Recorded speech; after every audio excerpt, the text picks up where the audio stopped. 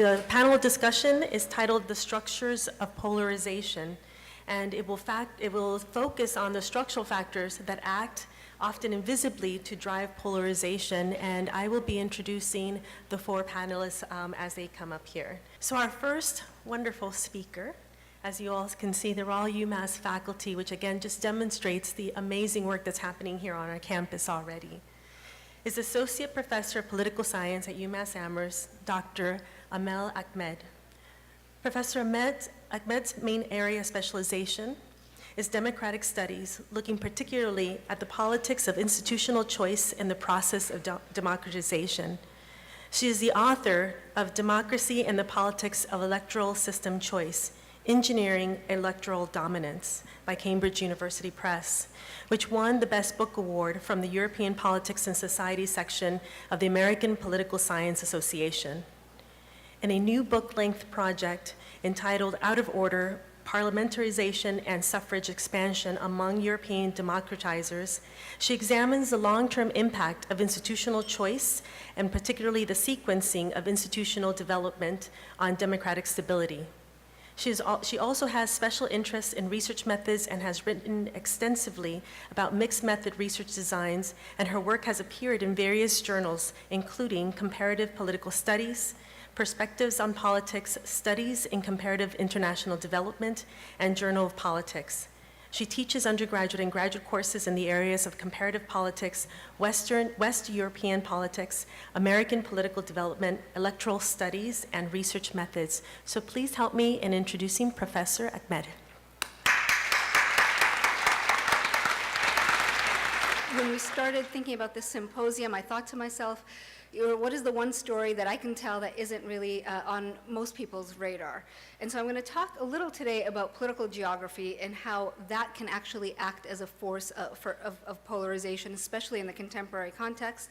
I want to give some background on polarization in the context of the United States. So I'm going to do a little bit of historical overview to tell this story. The story I want to tell is very long and complicated, but I am going to try very hard to tell it in a not long and not complicated way.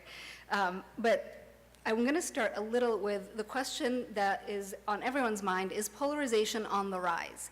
And the easy answer is yes, but there are lots of qualifications there. So I want to take a look at a few studies that come out of the Pew Research Center. So is polarization on the rise? Polarization, we understand polarization not just as disagreement. There's always going to be disagreement, but when we look at polarization, we're usually looking at how intense and stable the center is on these blobs. So these blobs are just kind of charting public opinion, and you may be familiar with these things. You see as the blobs move apart, so goes our sanity as we become more and more polarized. So the more the blobs are close together, the more overlap there is in public opinion. And you can see the contrast between 1994 and 2017, which is the last time they published this. The blobs are moving definitely farther apart. On the other side of things, so this is really focused on public opinion. These are surveys they do to ask people about a huge variety of questions. In Congress as well, the studies show us not so much blobs, but bars here, but the same trend is happening, and this study goes even farther back to the 1970s. I'm not sure how clear that is, but the 93rd Congress in 1973, to their most recent one here, the 112th Congress, and you can see there also, there is very little area of overlap, and these charts look a little scary because there is distinct polarization. The middle seems to be eroding as time goes on. And I think this is what most people look at, especially starting in the 1970s. There is systematic moving away on either side, pulling away. And these are the trends of polarization that most people are looking to. But as someone who is historically minded and does historical research, I like to place things in a much longer timeline. So I pulled out other studies that have been looking at polarization over time. So I'm going to show you a couple of other charts here that paint a slightly different picture. One study here shows us that there's no doubt that so if we're looking back into the 1990s, there's no doubt that polarization is on the rise. 1970s, absolutely. And for most of us in this room, the rise in polarization encompasses most of our lifetimes. And so this seems like the overwhelming experience is that polarization is steadily on the rise, and we're about to jump off a cliff. What this study shows, though, is that polarization is actually the norm. What we have experienced in most of our lifetimes is a lot of overlap. So this period from around 1930s, 1945, before that you had very high levels of polarization. So the uptake in the chart here is areas where different members of Congress, their views overlap. And that is a really distinct period of time. I think this chart, I pulled out this chart, although this is an unpublished study, so they don't want me to cite it, but they said I could use the chart. I think this chart looks at it and presents it more clearly. You have this period from about 1930 to 1970, where the difference between party means is really extraordinarily low. That is actually probably, if we're looking at the history of the US, there's ups and downs in polarization, but it's that period that is distinct, and I would say that this is the abnormal period. So I'm going to say a little more about this period and what I think is the overall trend. So yes, polarization is certainly on the rise, but this isn't new. There have been periods of very high polarization in the past. What I do think is new is the way we are polarized today is different from how we've been polarized in the past. So polarization in 1890s does not look the same as it does today, and one big factor in that is geography. So I'm going to say a little bit more about what that is. There's a lot of work now that's being done on political geography and charting where people live and how that corresponds to their ideological leanings. And the focus is really on this trend of political sorting. People living with like-minded people. And the real concentration, the division that we're seeing is the growth of an urban-rural divide. Very strong Democratic preferences in urban areas, very strong Republican preferences in rural areas. Now, if I were speaking to a European audience, they would say, how is this new? Because this has always been the trend in Europe. This urban-rural divide has really defined most of the European experience from World War I on. In the United States is actually quite new. This was not the case for a long time, and ironically, what prevented this sorting along urban-rural lines in the United States was race. And so the racial divide interrupted what would essentially be a class cleavage, urban on one side, rural on the other. But this political sorting, people have looked to lots of factors that are producing it. And what is really interesting, and there are a lot of studies, I cited one study here that looks at the different explanations that are out there. And one of the most interesting findings is that this actually is not self-sorting. This is not people moving based on their preferences. That's not what's happening here. It's not liberal-minded people move to cities and conservative-minded people move to rural areas. There's a different dynamic happening, and even if people were to have those inclinations, people don't necessarily have the resources to choose their location. They're driven by jobs, they're driven by their economics. In addition, Americans move a lot. Americans move on average once every 12 years. So even if this political sorting was self-sorting, it wouldn't be so stable. It wouldn't last for a very long time. So what people have looked at instead of this is what's happening in terms of party leadership. And what they're finding is that this increase in polarization happens with a shift in coalitions that takes place really very deliberately. And it starts around the New Deal, and it starts around the 1970s, and part of the reason for it was the break within the Democratic coalition. So I want to go back to this chart very, very briefly. This period from the 1930s to roughly the 1970s. This period of low polarization corresponds with what we refer to as the fifth party system. And a lot of that was based on this really unusual coalition within the Democratic Party that included Southern Democrats. This coalition broke up with the civil rights movement, with the Vietnam War, and the controversies of the 1970s. The coalition was really important through the 1930s. This is what brought us the New Deal, this coalition of Southern labor and Northern labor. And it was a very powerful one, but it ultimately broke up as a result of the civil rights movement and the Vietnam War and the acrimony of the 1970s.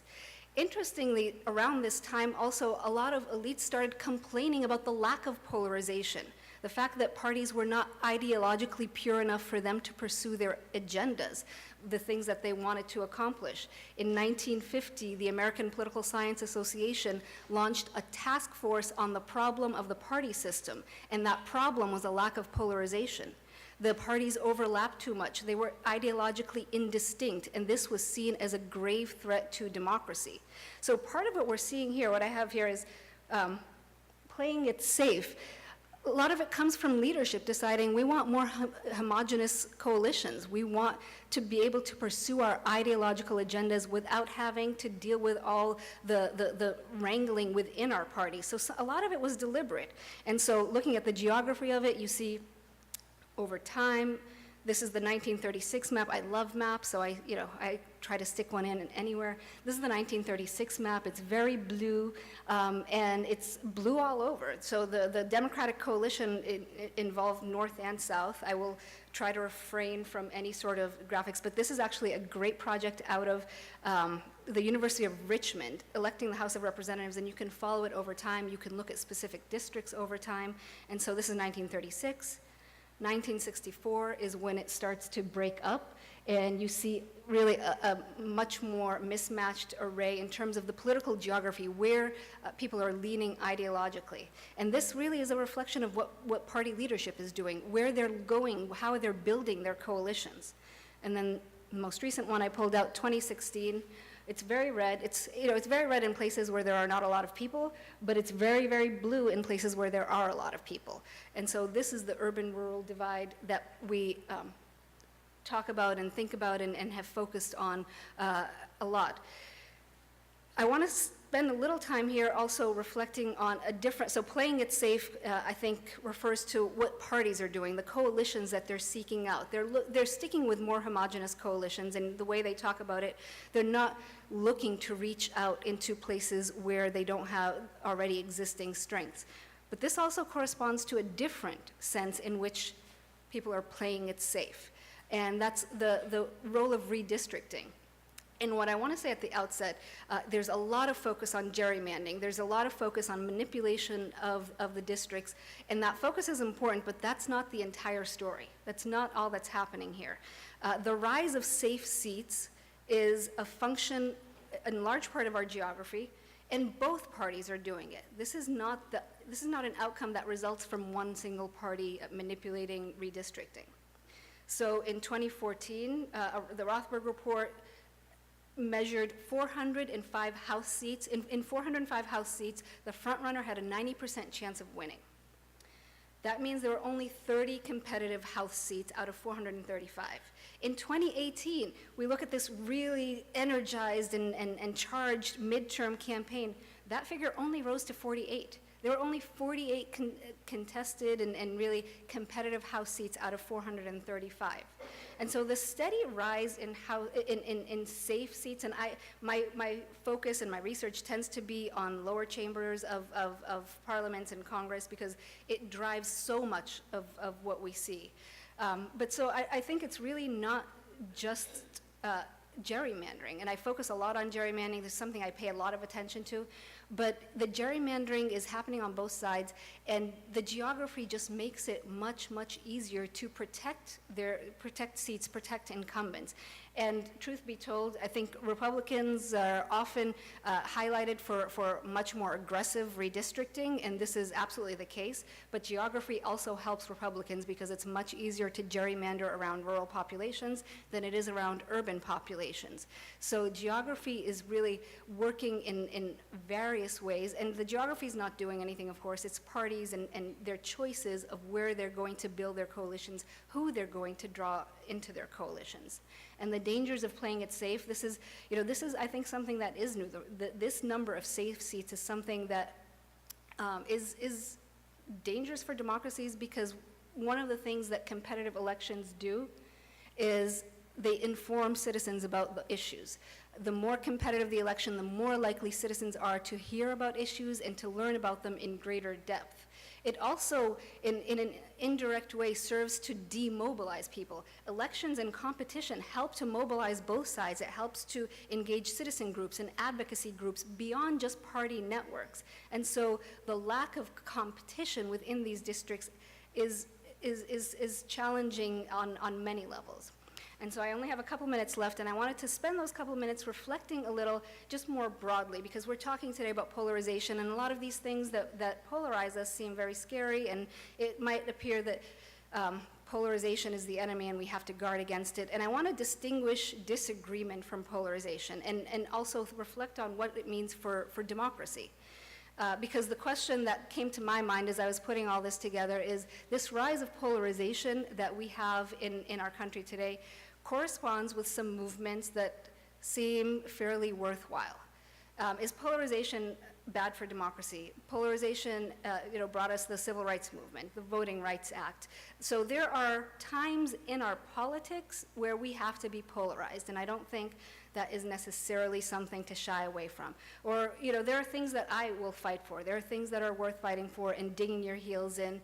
Polarization itself is not the danger that we most fear. And I will look now at a different moment. So there's the history of polarization, which brought us lots of righteous movements that we can get behind. And then we have these folks who are just baiting each other and egging each other on. And I'll say, as a partisan in the conflict, I was absolutely cheering my side on because I do not want to pay for a wall. But as an analyst, I have to step back and think, is this really worth it? Is this where we're going to push the envelope with someone who is known as the norm breaker in chief? Are we really going to be pushing this? And then they start talking about emergency powers, and that is really what gives me pause. It's not polarization in itself that is the danger. It's what we reach for when we are in those polarized times. It's the breaking of norms. This is something that our evening keynote speaker is going to speak a lot about, so I won't get too far into that. But I think the real danger to polarization is that it leads to gridlock. And when you reach those points of gridlock and it seems like you cannot move beyond, then you get into the territory where you're going to start breaking norms and eroding the basic fiber of trust that democracy is based on. So it's not polarization that's the threat. It's what people reach for to resolve polarization, where it becomes a free-for-all and anything is possible if that side did this and this side is going to do that. So I will end there and hopefully almost on time.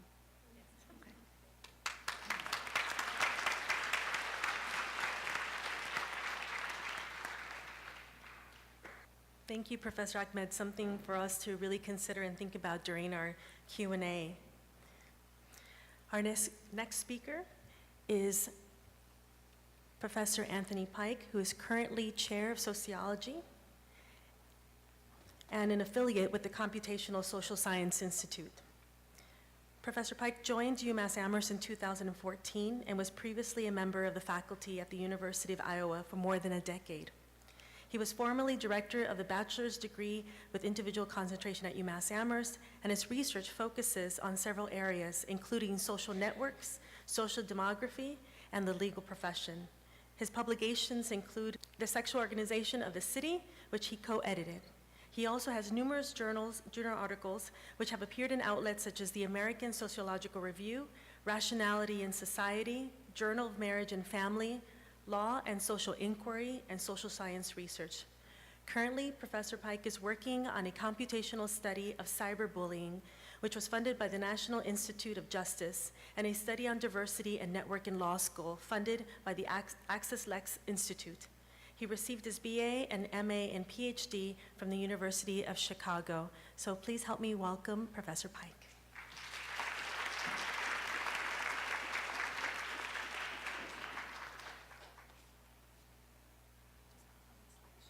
There we go.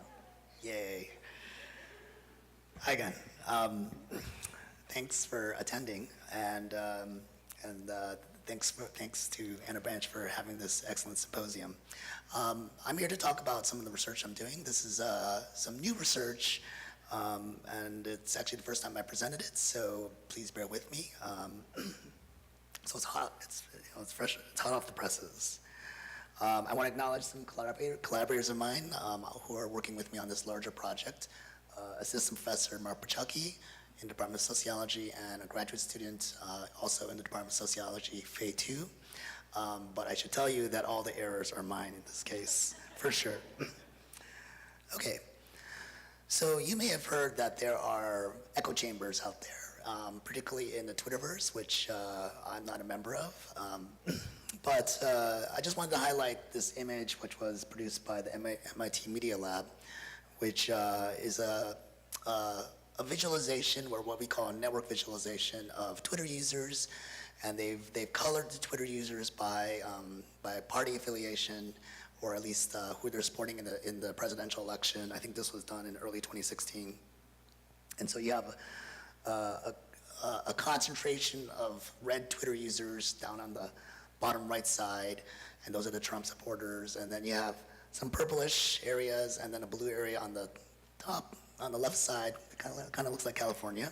But that's definitely just, those are the Clinton supporters.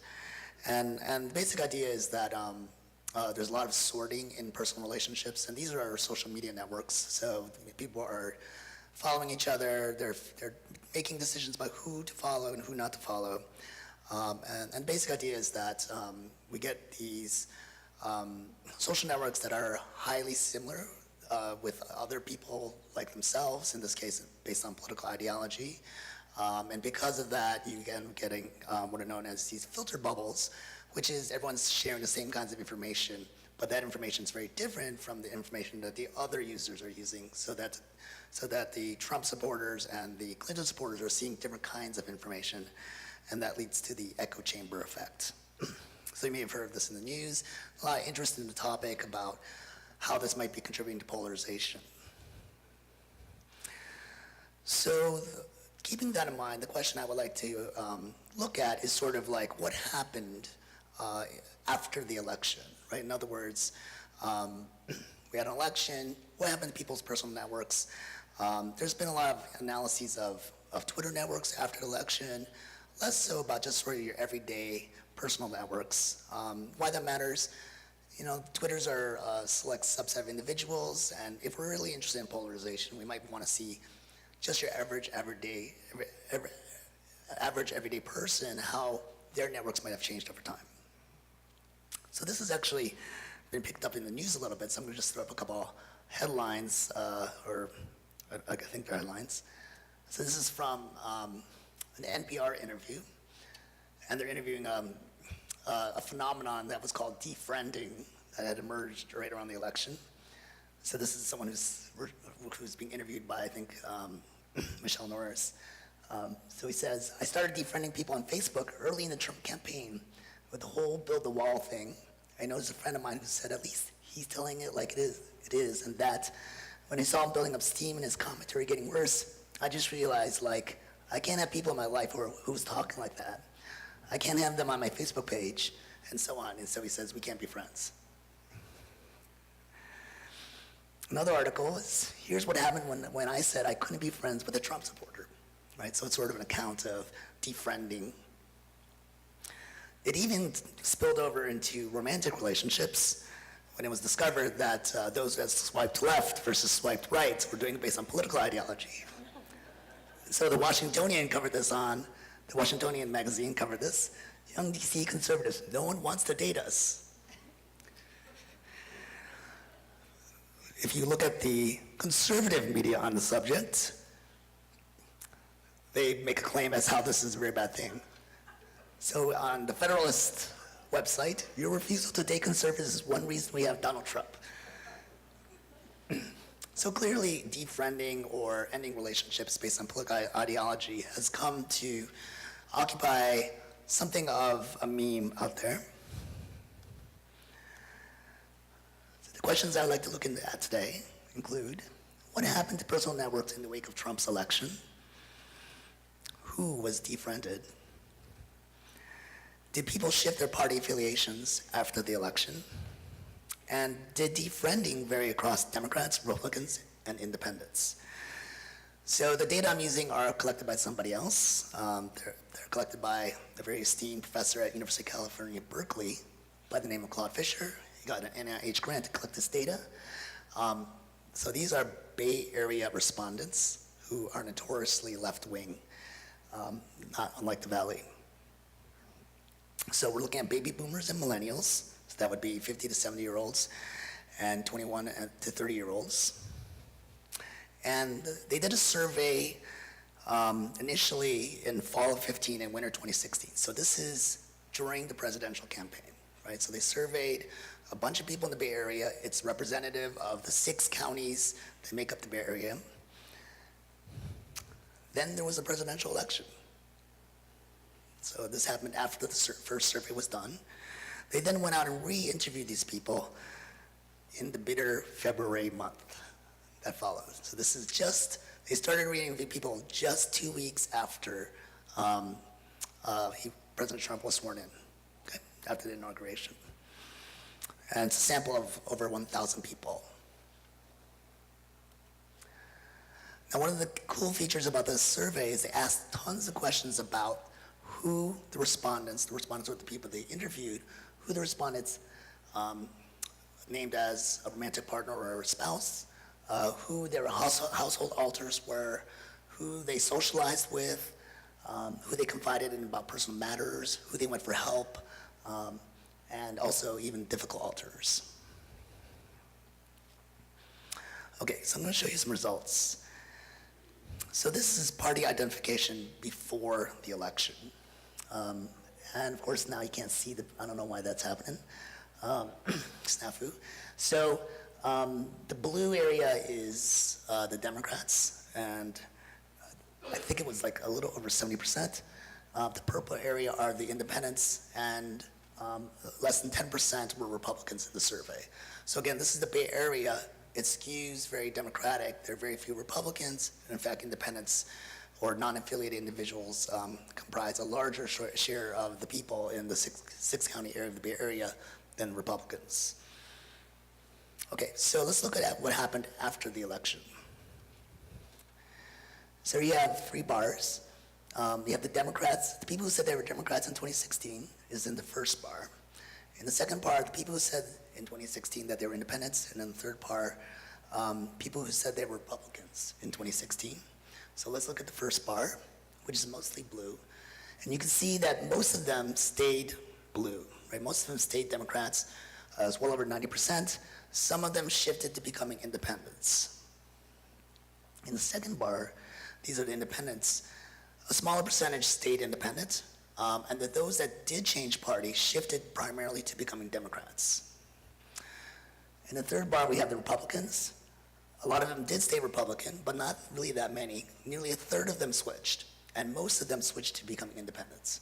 So what you see here is between the pre-election survey and the post-election survey, essentially people moving away from the Republican Party in the Bay Area. Now, from the standpoint of elections, this does not matter because every congressperson in the House of Representatives from this area is Democratic, so it doesn't really matter in that sense.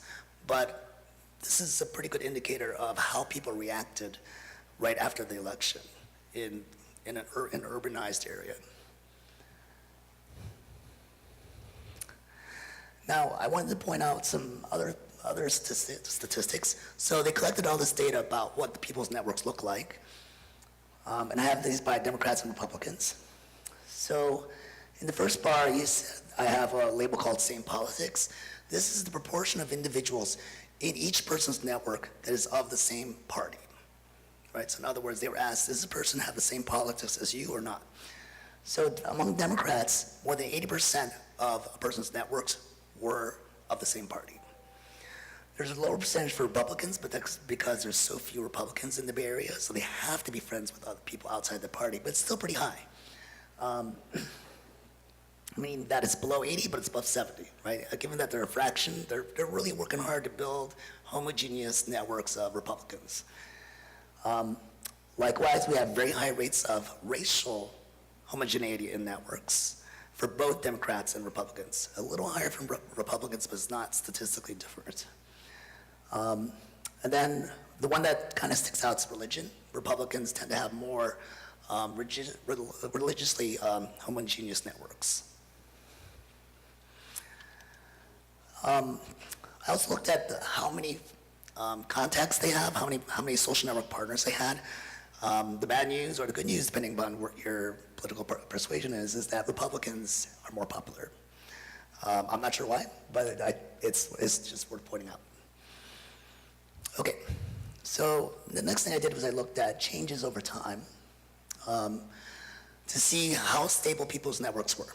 So in the left side, we have the wave one, the dark parts of each bar indicate that a person was named in both waves, pre-election and post-election. That is, let's say I said, Mari is my good friend before the election, and then I said, Mari's still my good friend after election, that would count there. But if I said in the second wave that she was no longer my good friend, then I've lost that tie, okay? So what you see here is that there's actually a pretty significant share of the ties, there are over 10,000 ties in this data, that disappear between wave one and wave two.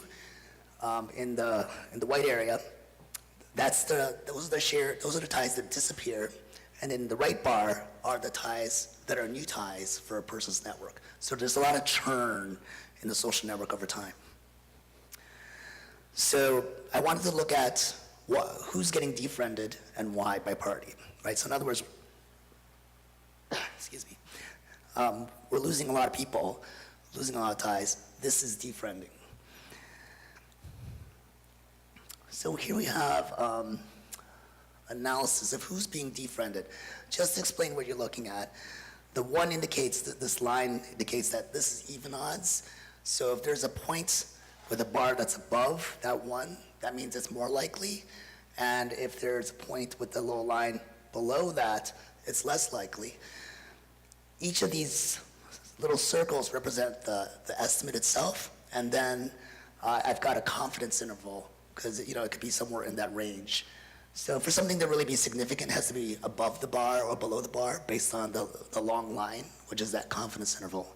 So in this case, the only thing that's significant are same race alter and number of alters.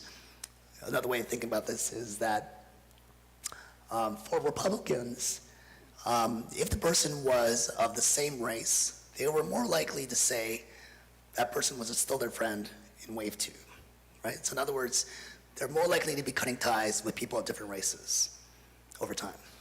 And likewise, to the extent that a Republican is more popular, they're more likely to get rid of people, which kind of makes sense, right? If you have lots of friends, you really don't need too many friends. You can get rid of them when you want to.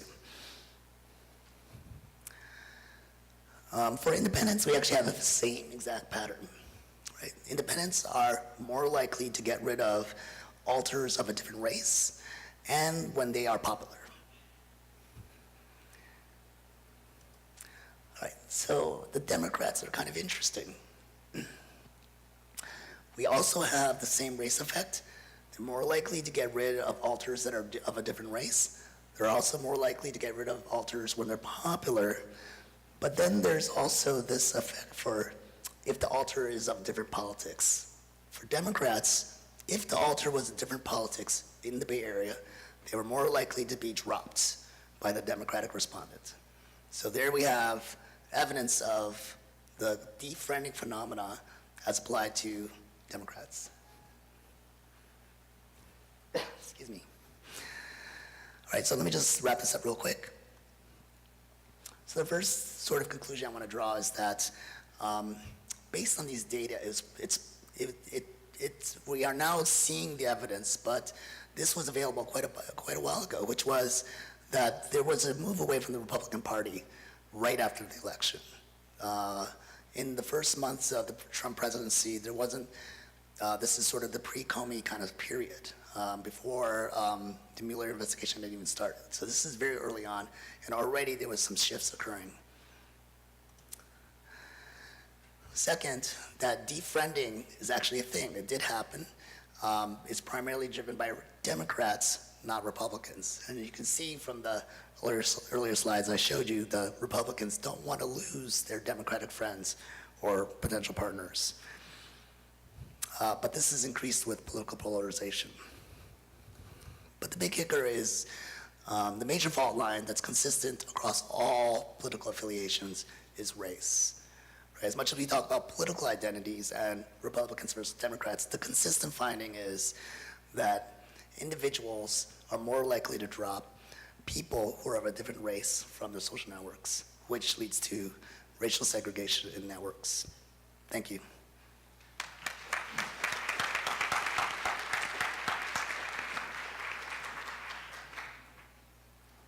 Thank you, Professor Pike. I think there's going to be a lot of discussion, hopefully, during the Q&A, given the amazing presentation so far. I mean, I already have a couple of questions, but I won't dominate the conversation. Our next speaker is Professor of Political Science, Raymond LaRaja. Ray's fine. Is a professor of political science here at UMass Amherst and associate director of the UMass Poll, which conducts internet-based surveys of voters nationally. His research focuses on political parties, interest groups, elections, and campaign finance. He is the co-author with Brian Schaffner of Campaign Finance and Political Polarization, When Purists Prevail, and also the author of Small Change, Money, Political Parties, and Campaign Finance Reform. So please help me welcome Professor LaRaja.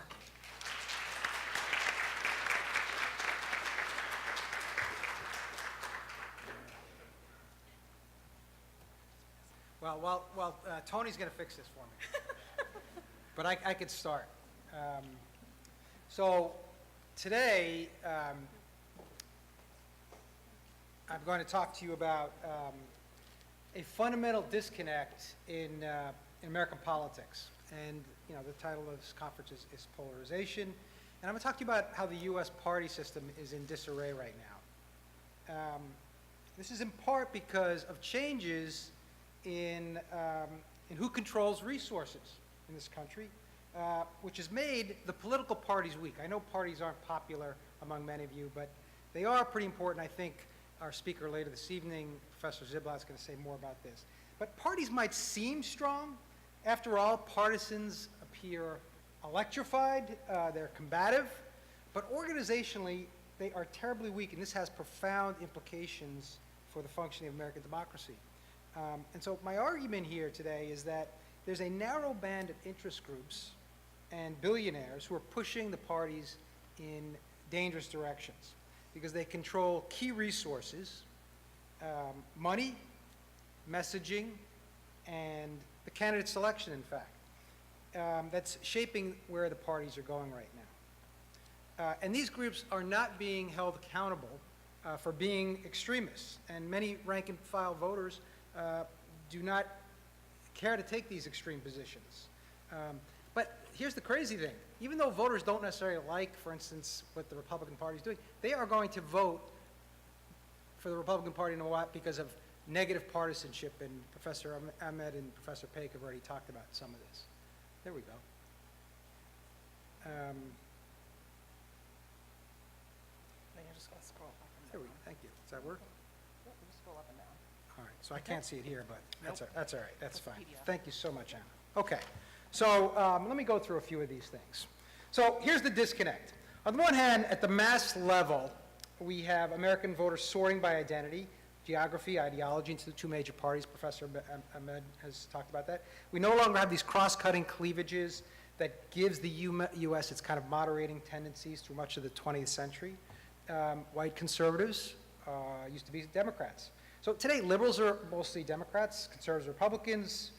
Professor Ahmed, I'm not going to cover all this again, but I would only add that the overlapping identities by race, ideology, geography create this strong in-group, out-group psychology, and it's tribalism to many extents. Those people don't look like us or think like us. It's negative partisanship. It's a social identity now. Strong negative feelings about the other side rather than positive feelings about your own side and its principles. Meanwhile, at the elite level, there's a major problem. This is what most of my talk's about. Party leaders have the limited ability to recruit candidates, to control the messages, and sustain coalitions. At the same time, given this fierce control for control of government, they have few incentives to cooperate with the other side. They want to make the other side look bad so they can take power next. So this confluence of strong partisans and weak party organizations is very dangerous. It just raises the stakes. And the public, when given two choices, they stick to its side no matter how bad their candidate is. The so-called median voter doesn't exist anymore.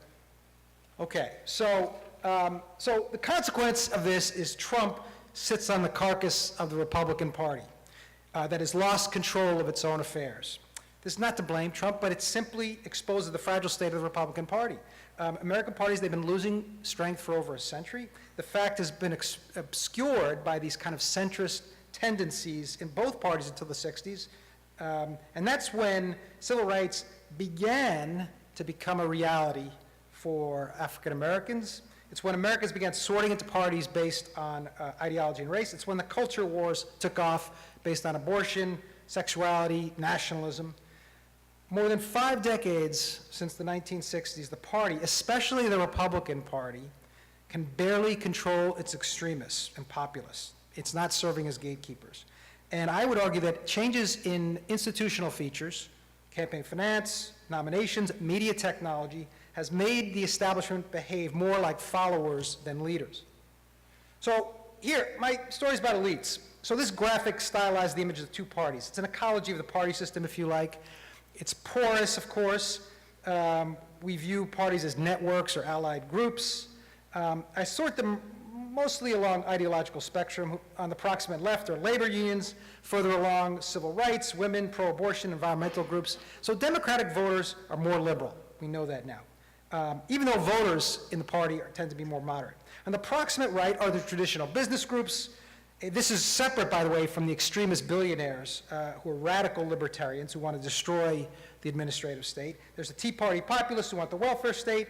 They despise immigration, redistributive programs for minorities. And you see these ethno-nationalists in Europe as well. Also within the Republican Party are the gun rights groups, the religious conservatives. They're tied strongly to rural voters. And in any other party system, this would be a fringe party. But now they're well within the Republican Party, okay? These groups, I would argue, have a very large impact on the party. Many people don't realize that this is the core of the party. The elected officials have seen their power shrink relative to these narrowly based groups who have essentially captured functions of the party. So, again, I'm not going to spend too much time here. These are some of the voter groups within the parties. You know, the Republican Party has moved more extreme, and you know, the party itself focuses very much on immigration, but I have to say, just 15% of these voters, Republican voters, said immigration was a top issue determining how they would cast their ballot, okay?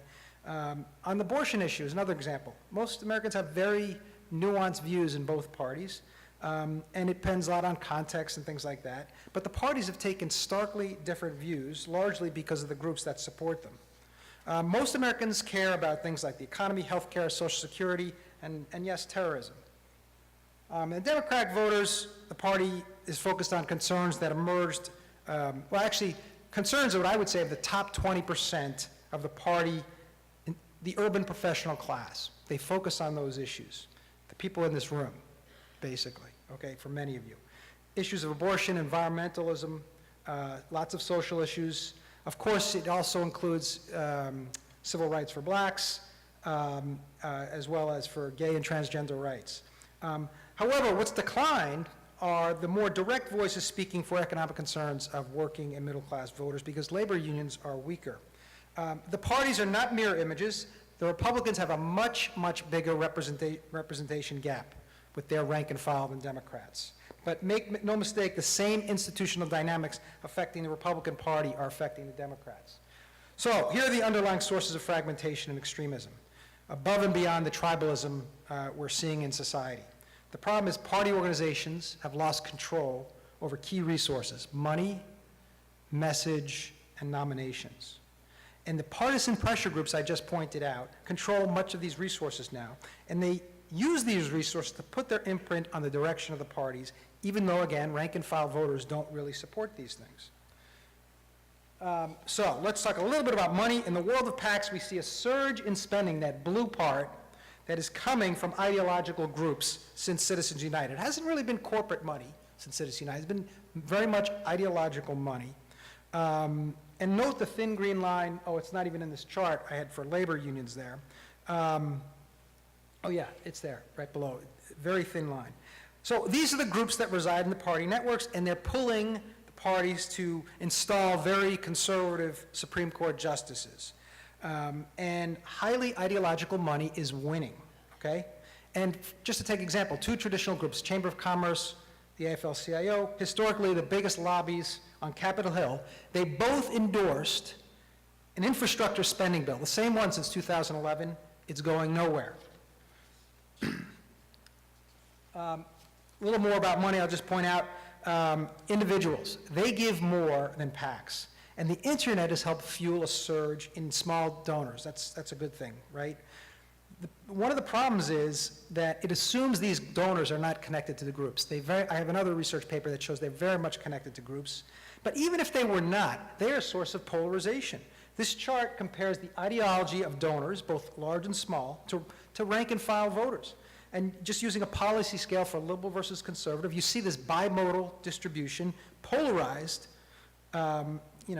left and right. And most American voters, the chart on the right, the distribution of their ideologies is to the left, slightly to the left, but it doesn't have this bimodal distribution. And all of this money from individual groups, where does the party fit in? Well, the problem is that the political party is losing out on this money chase. This just shows the percentage of funds that go to the political parties, and it's going down. And a lot of that money in the red is not transparent at all. And it's spent on television ads. Some of you have seen some of them.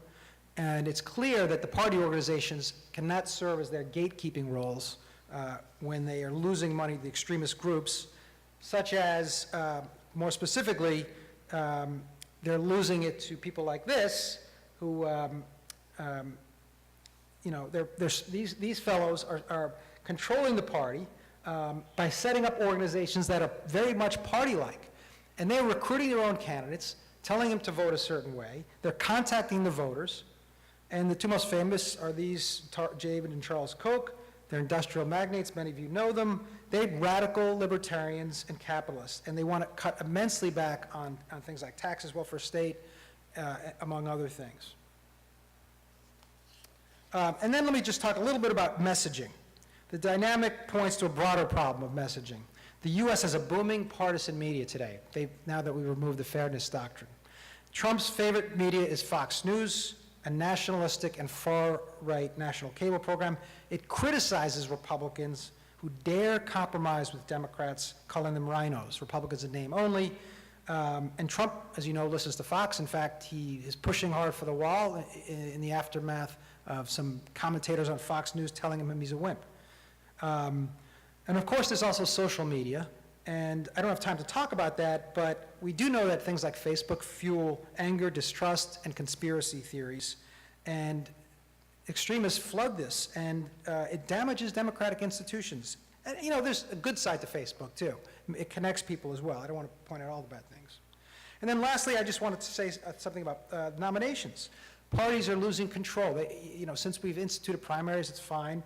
But we do need gatekeepers to keep out the crazies. And there are crazies running, particularly on the right, and parties serve a role of weeding out the competent, and they no longer can do that. The competent and the inexperienced and people with crazy ideas. And once in office, many candidates become fearful of any compromise because they're feared of being primaried, and because of some of these groups. So there's a self-reinforcing effect. People who have experience, people who are talented, many of them choose not to run for office because they know they might have to face these. All these things increase polarization in the system. So here are the implications for weak parties and negative partisanship.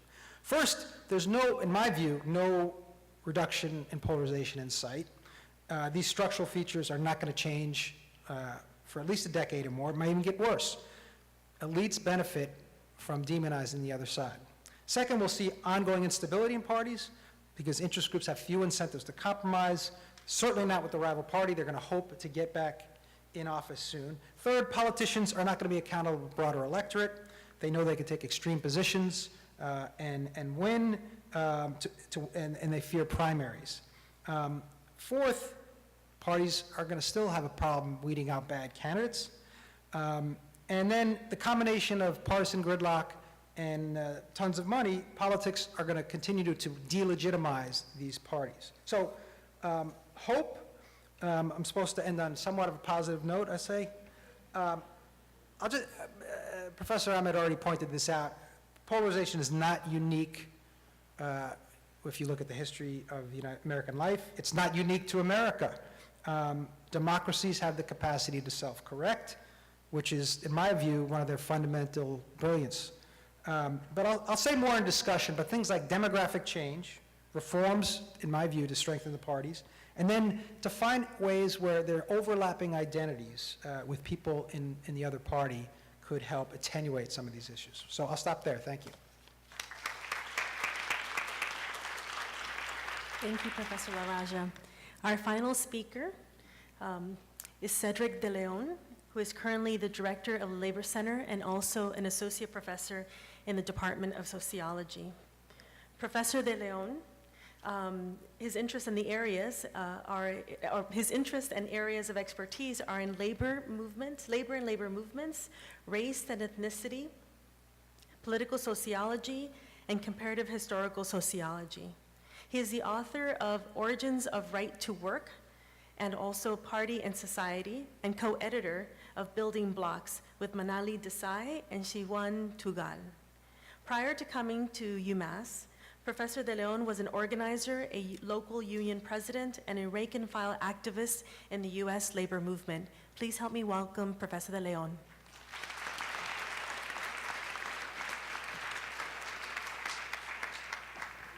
Well, thank you to Amel for thinking of me and reaching out to me. Thanks to Anna Branch and Lajanice Harris of the Office of Equity and Inclusion. Thanks to Madi for that wonderful introduction, to my fellow panelists, to all of you for coming, and thanks also to the workers who made this event possible.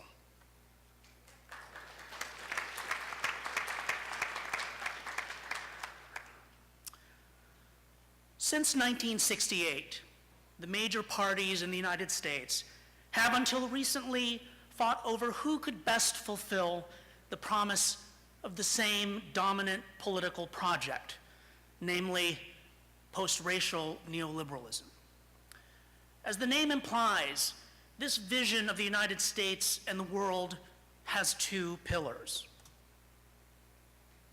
The first is that non-whites are entitled to their individual civil rights, but cannot press for any structural change to whites' privileged access to good jobs, schools, or homes. The second is that the surest path to widely shared prosperity is the free market, unfettered by government regulation, unions, or tariffs. Post-racial neoliberalism was a conservative reaction to the democratization of the New Deal. Though Franklin Roosevelt was not overtly segregationist in his implementation of the welfare state, a variety of New Deal programs contained racial loopholes that excluded people of color. This was due to Northern Democrats' long-standing coalition with Southern segregationists and Western farm states. For example, the 1935 National Labor Relations Act legalized unions and collective bargaining for the first time in American history, but it exempted employers from the domestic and agricultural sectors where workers of color were disproportionately concentrated. Likewise, the Federal Housing Administration, or FHA, made home buying more affordable, but FHA-backed loans were only available to middle-class whites seeking to buy single-family homes in all-white suburbs. These two racial loopholes reserved the best property, public schools, and jobs for white people.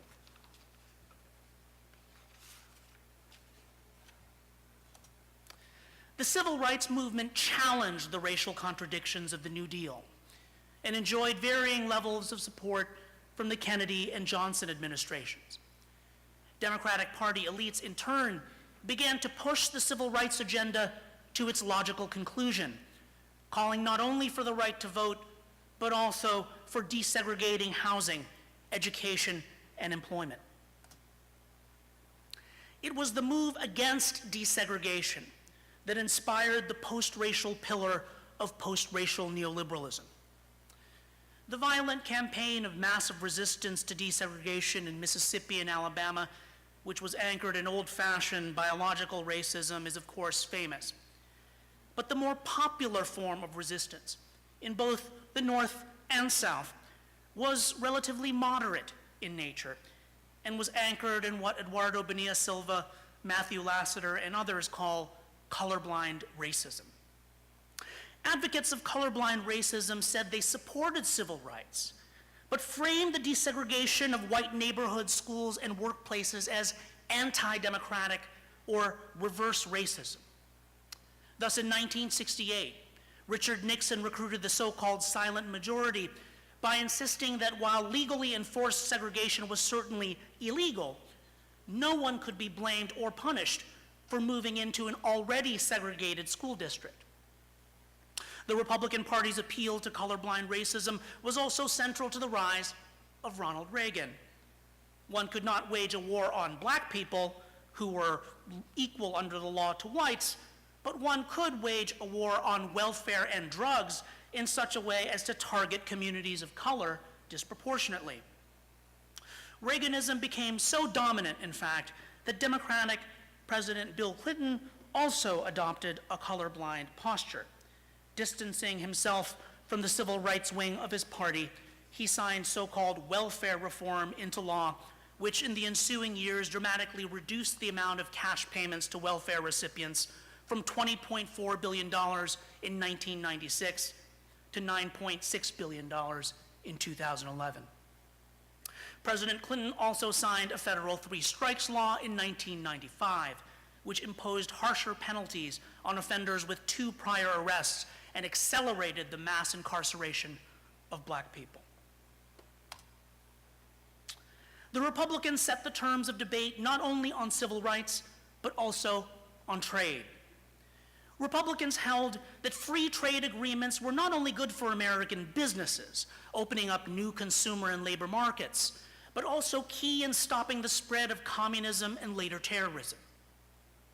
By the 1970s, the Democrats, not to be outflanked, had also adopted the Republican position.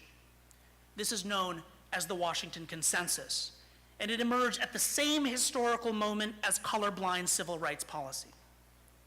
Free trade and colorblind racism are not just 2 separate pillars of the same project, however.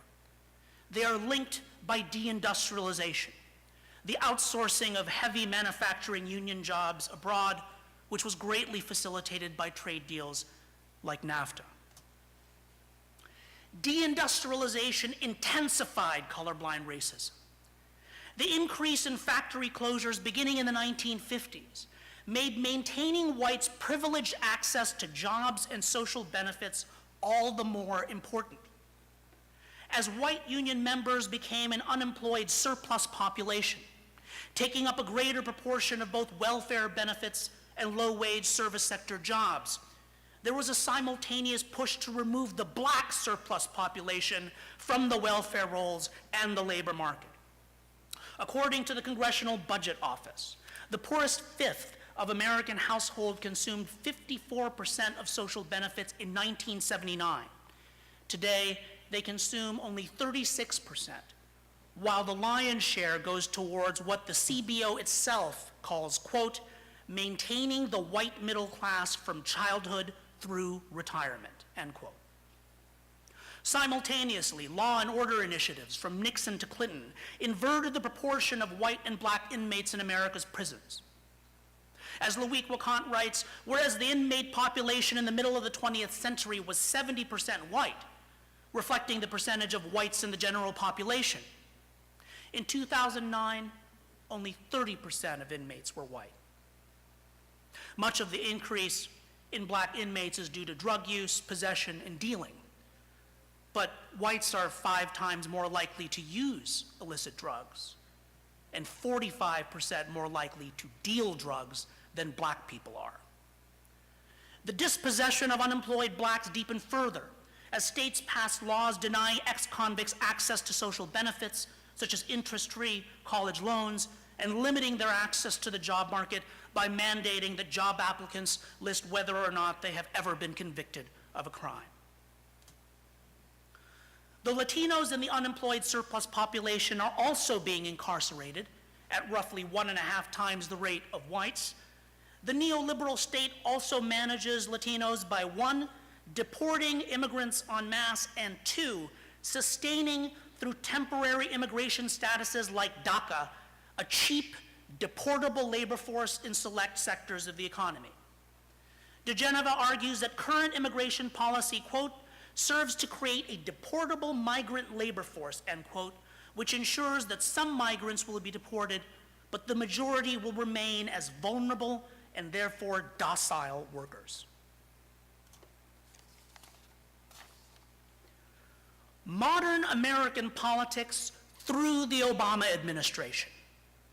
That's through the Obama administration, had become a fight over who could best safeguard the racial and economic privileges of whites under increasing pressure from deindustrialization.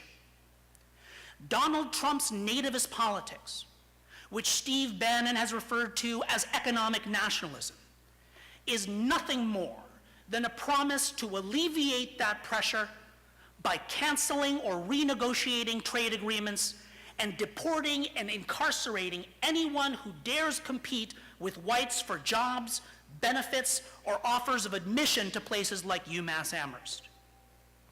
In pandering to those who seek relief from the scourge of neoliberalism, Donald Trump urges these workers to invest in their whiteness instead of their class.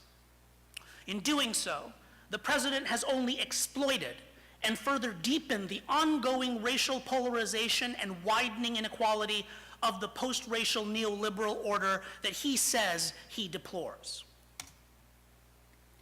The question, of course, is what is to be done?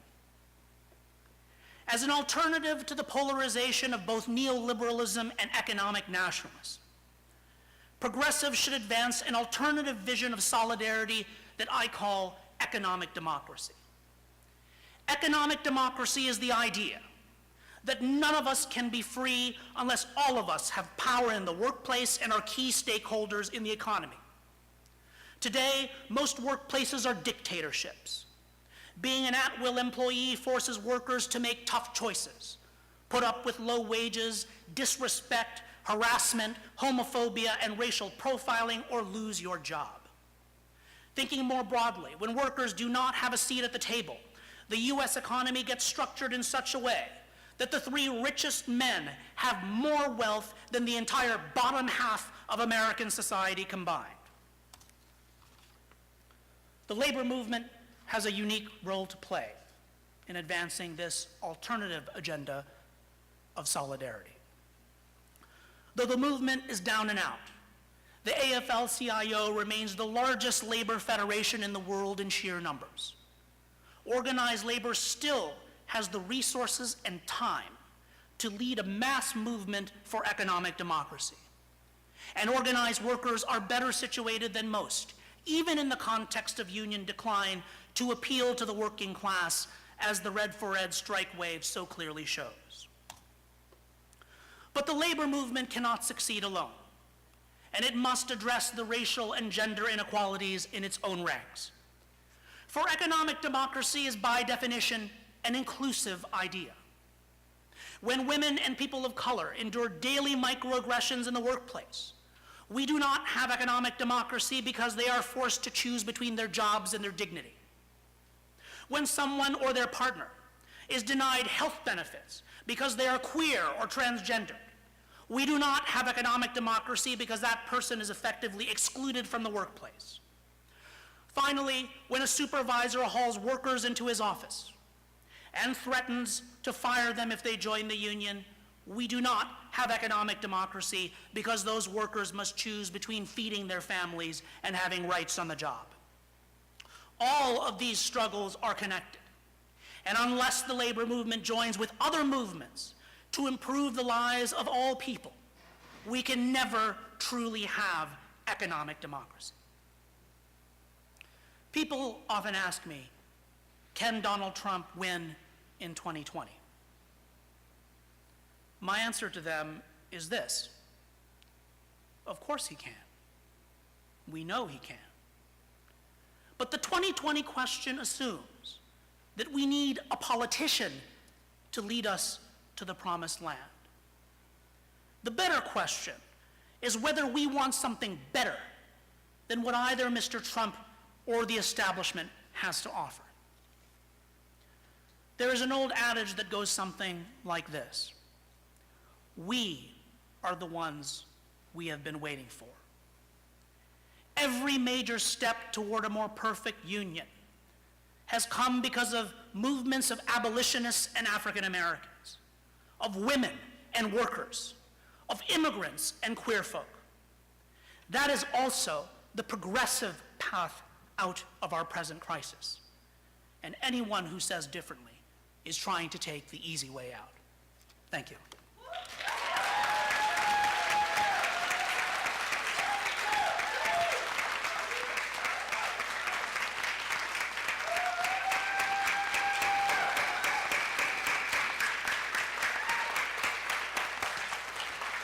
Thank you so much, Professor De Leon.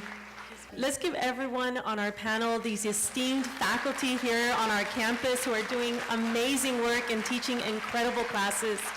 Let's give them another round of applause.